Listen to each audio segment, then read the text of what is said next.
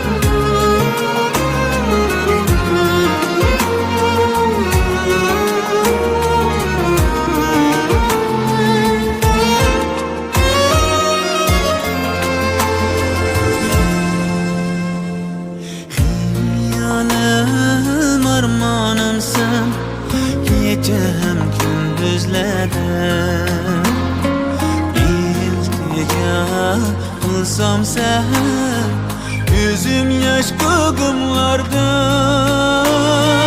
İzledim her an seni Olmadı sendin sada Soruysam bilmez kişi Bu cahan dilsiz bana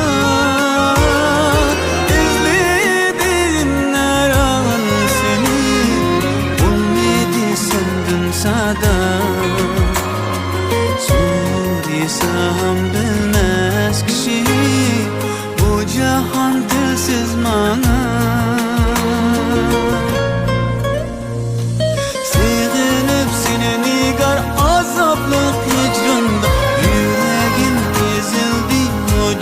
Soğukladı Bilmedim ne sebep Ettin sen ayaklarıma Veslim için, sevgin için Gayranım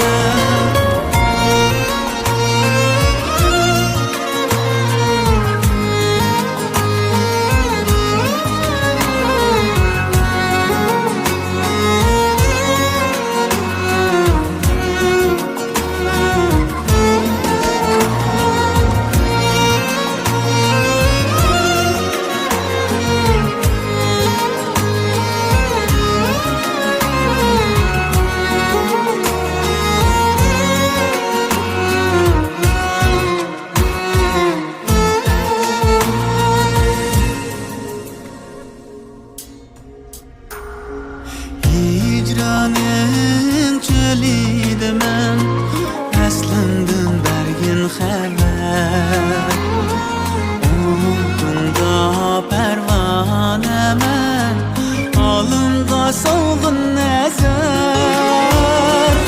İzledim hər an seni Olmadı səndin sada Soruysam bilmez kişi Bu cahan dilsiz bana İzledim her an seni Olmadı sendin sada Soruysam bilmez kişi Bu cahan dilsiz bana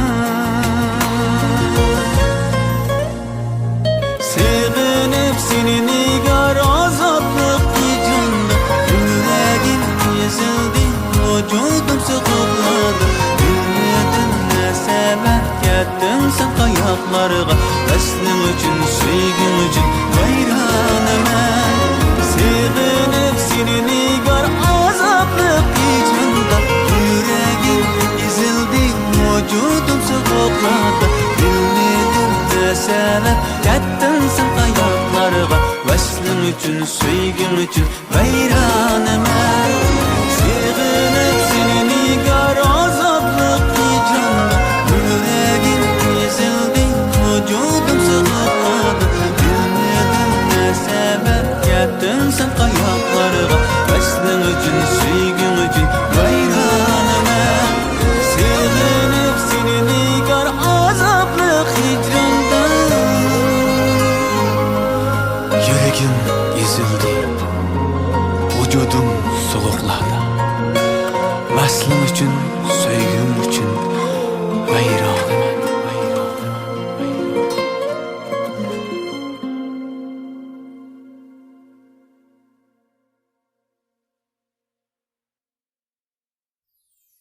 Salam dostlar, yaxshimsizlar?